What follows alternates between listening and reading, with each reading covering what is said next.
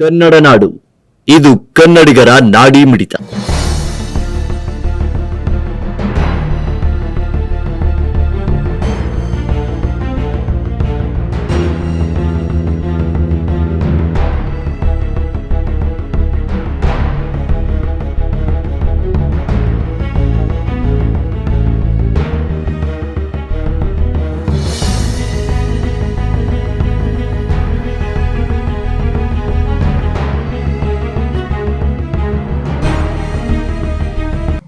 ನೀರಾವರಿ ಆಫೀಸಿಗೆ ಮೊನ್ನೆ ಕಾಲುವೆ ಹೂಳೆ ಎತ್ತಬೇಕಂತ ನಾವು ಮನವಿ ಕೊಟ್ಟಿದ್ದೀವಿ.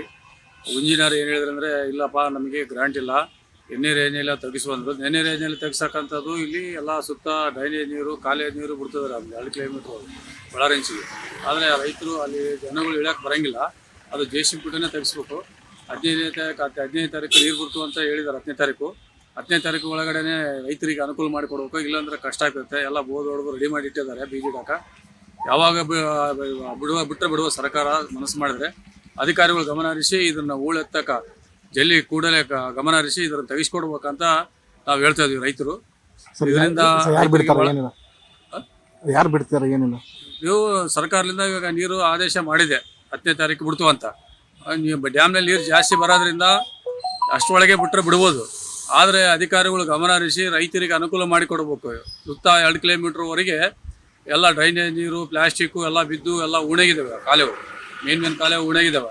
ಶಾನೂರು, ಸಗನಕಲ್ಲು, ಆ ಕಡೆ ಶಿಗರಗಟ್ಟೆ, ಈ ಕಡೆ ಸುತ್ತ ಒಟ್ಟು ಕಿಲೋಮೀಟ್ರ್ ಒಂದು 5 ಕಿಲೋಮೀಟ್ರ್ವರೆಗೆ ಭಾಳ ಕಷ್ಟ ಇದೆ ರೈತರಿಗೆ. ಆ ಡ್ರೈನೇಜ್ ನೀರು ಬಂದು ಅದನ್ನು ತೆಗಿಸ್ಕೊಡ್ಬೇಕಂತ ನಾವು ಕೇಳ್ತೇವೆ ಅಧಿಕಾರಿಗಳು, ನೀರಾವರಿ ಅಧಿಕಾರಿಗಳಿಗೆ.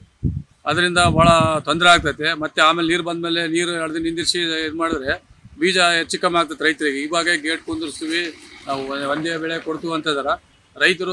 ಈ ವರ್ಷ ಮಳೆ ಆಗೋದ್ರಿಂದ ಮೇಲೆ ಮಾಡ ವಾತಾವರಣ ಚೇಂಜ್ ಇರೋದ್ರಿಂದ ಬೋಧ ಹೊಡೆದು ಮಳೆ ಬಂದ್ರೆ ಮಳೆ ಗಿಡಕ್ಕೆ ತಯಾರಿದಾರ. ಆದ್ರೆ ಜಲ್ಲಿ ಕೂಡಲೇ ಅದನ್ನ ಕ್ಲೀನ್ ಮಾಡಿಕೊಡೋಕಂತ ನಾವು ಕೇಳ್ತಾ ಇದ್ವಿ. ಸಗನಕಲ್ ಕೃಷ್ಣ. ನೀವಿನ್ನು ಕನ್ನಡ ನಾಡು ವಾಹಿನಿಯನ್ನ ಸಬ್ಸ್ಕ್ರೈಬ್ ಮಾಡಿಕೊಂಡಿಲ್ವಾ?